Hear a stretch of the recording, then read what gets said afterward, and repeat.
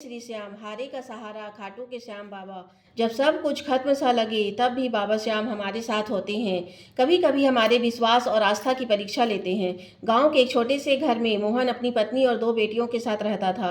मोहन ने बचपन से ही अपने खेत को लहलहाते देखा था, किंतु कुछ वर्षों से उसका खेत सूख कर बंजर हो गया था। उसे अपने परिवार की चिंता सताने लगी, जिस कारण भरण पोषण के लिए उसे शहर जाने का ही रास्ता बचा।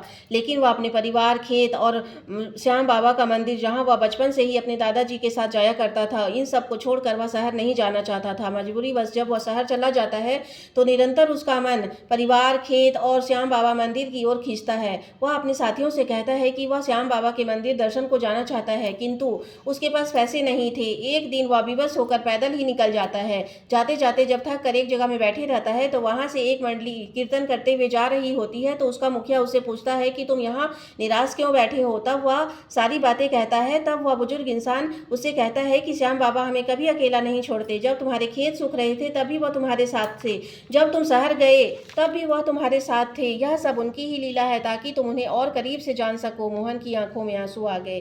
क्या बाबा मेरी सुनेंगे? तब वे कहते हैं कि बाबा सबकी सुनते हैं, बस तुमने ये गलती की जो तुमने बाबा पर सवाल उठाए। अब तुम वापस उनकी चौखट पर जा रहे हो। यह तुम्हारी आस्था की अग्नि परीक्षा है।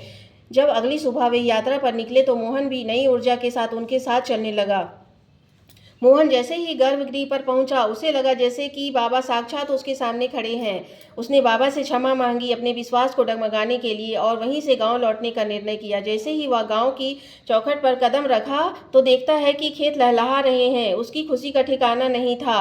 मोहन की आंखों से आंसू बहने लगे। ये बारिश सिर्फ पानी की नहीं थी, ये बाबा श्याम की कृपा थी, विश्वास का फल था। हारे का सहारा खाटू के श्याम बाबा।